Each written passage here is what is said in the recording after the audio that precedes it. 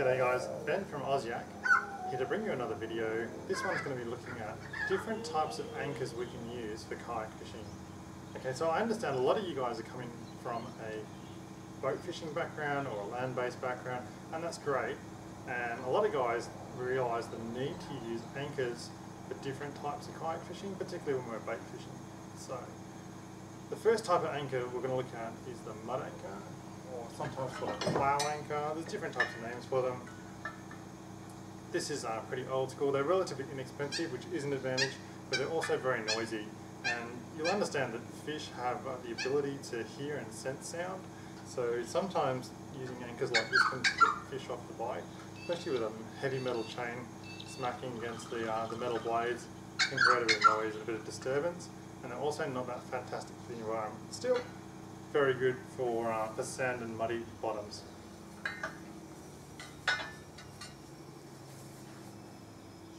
The second anchor we're going to look at is the reef anchor. These are really, really good for using over a reef, like you'll find places like Moreton Bay and so on. As you can see, I've got mine set up the same sort of way that I've done my Koopa Anchor. And what happens is one of the hooks, or multiple hooks, will snag onto the reef.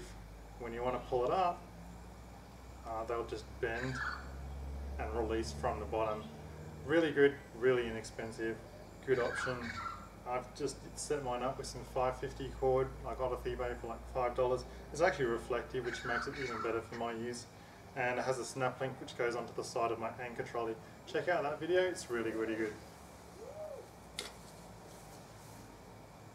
Next anchor we're going to look at is the folding kayak anchor. So these are designed for small boats and kayaks.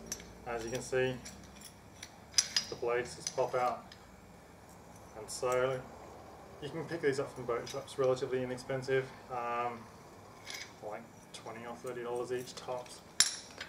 They're good, and you can set them up again the same sort of way that I've done my Koopa anchor. So you've got holes on the bottom and the top for the D-shackle and your cable tie, which is fine, but again a little bit limited in use, but not a terrible option.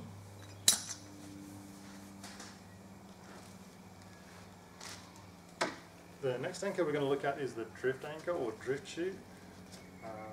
These are really good, and I carry mine with me on every single trip. They don't take up much room, they don't cost that much money, and they're really good. What you can use these for is when the wind is having more influence on you than the tide. So what happens, this end floats, this end got a weight in it, comes in behind the kayak, and it'll slow down the effect. So basically, if you're at the top of a tide and you're wanting to stay in more or less the same position, but the wind is knocking you around a bit too much, you can use one of these and it'll help keep you in position. However, if the current is having more impact on you, this is not going to do anything for you. In fact, it'll make things worse and you'll go further and faster. So,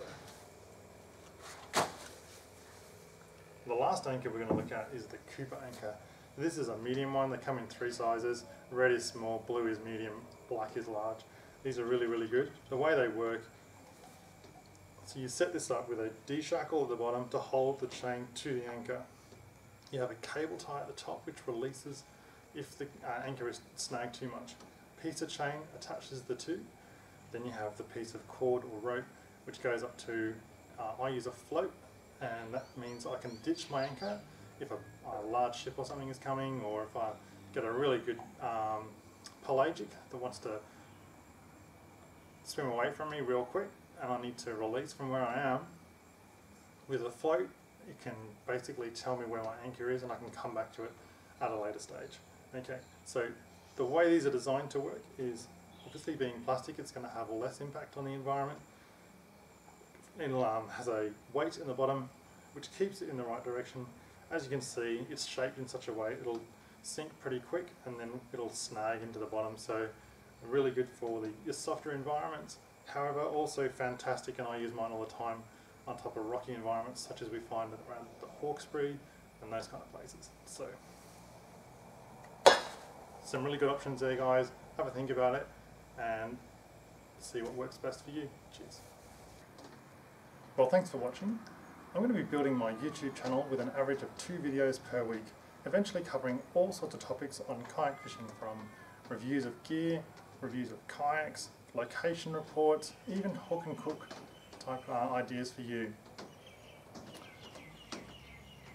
I'm looking forward to any comments or suggestions you might have. Please leave a comment below, or you can message me directly through YouTube. If you liked the video, please like it.